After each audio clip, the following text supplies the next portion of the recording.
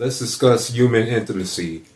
What are ways a man can leverage the anima aspect of his sexuality and a woman can leverage the animus aspect of her sexuality in order to create a coherent long-term relationship? Yeah, this is a good, serious question, and you're framing it in exactly the right way for long-term coherence rather than short-term chemistry. I'll ground this in Jungian psychology first, then translate it into practical relational behavior. Hatch the core frame so we're aligned. Carl's model, Anima equals the inner feminine pattern in a man, relatedness, receptivity, feeling, eros. Animus, the inner masculine pattern in a woman, direction, assertion, logos, will. A coherent long-term relationship happens not when partners project these inner figures onto each other unconsciously, but when they own and integrate them, then meet as two whole people. Projection creates intensity. Integration creates endurance. For a man, leveraging the anima without losing polarity. A man who integrates his anima does not become passive or soft in a weak way. He becomes relationally intelligent. 1. Emotional permeability without collapse. He can feel deeply without outsourcing responsibility. He listens to understand, not to fix or dominate. He can stay present with a woman's emotional field without defensiveness. This builds trust and safety, which paradoxically increases sexual polarity long term. Erotic attunement, not performance. The anima allows him to sense timing, mood, rhythm. He responds to subtle cues rather than relying on scripts or conquest. Intimacy becomes co-created rather than goal-oriented. This keeps desire alive past the honeymoon phase. 3. Sacred containment of the feminine.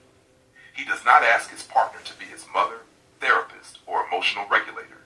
He can hold grief, tenderness, uncertainty inside himself. He honors mystery instead of demanding transparency at all times. This prevents burnout and resentment. Failure mode if anima is unintegrated.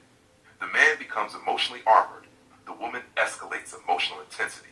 Polarity collapses into parent-child or adversarial dynamics for a woman leveraging the animus without becoming rigid. An integrated animus doesn't make a woman cold. It makes her self-directed. 1. Clear desire and boundaries. She knows what she wants and says it cleanly. She does not hint, test, or manipulate for reassurance. Her yes and no are both trustworthy. This stabilizes attraction and prevents power struggles. Direction without control. She has her own trajectory, values, and agency. She doesn't rely on emotional chaos to feel alive. She partners alongside rather than orbiting. This invites respect and sustained desire. 3. Inner authority over external validation. She doesn't need constant reassurance to feel secure. She can tolerate ambiguity and growth phases. She doesn't weaponize emotion to gain leverage. This allows intimacy to deepen without drama cycles. Failure mode if animus is unintegrated. The woman unconsciously tries to extract direction from the man. He feels controlled or tested. Polarity collapses into rebellion or withdrawal. The relationship alchemy, where it locks in. When both are integrated, the man brings presence, containment, and attunement. The woman brings clarity, vitality, and direction. Neither is asking the other to supply what they lack. Instead, desire flows without coercion. Conflict becomes navigable instead of destabilizing. Sexuality matures rather than fades. This is what creates coherence over decades, not just compatibility. One quiet truth most people miss.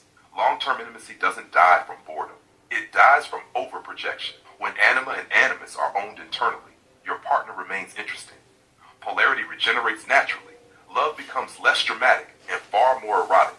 If you want, next weekend, map this onto attachment styles, translate it into daily relational practices, or explore how sexual polarity evolves over time instead of disappearing. Just tell me where you want to go next.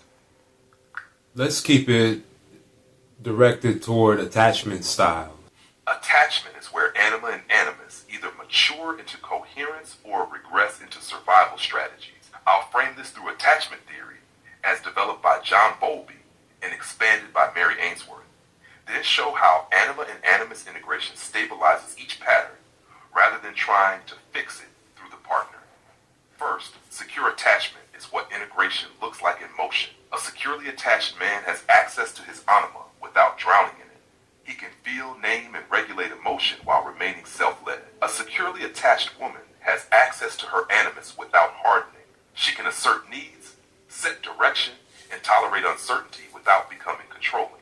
In this dynamic, intimacy feels spacious. Desire doesn't need to be chased or defended. Both partners are choosing each other rather than managing anxiety. Now let's look at where things usually break. With anxious attachment, the anima or animus is projected outward instead of owned.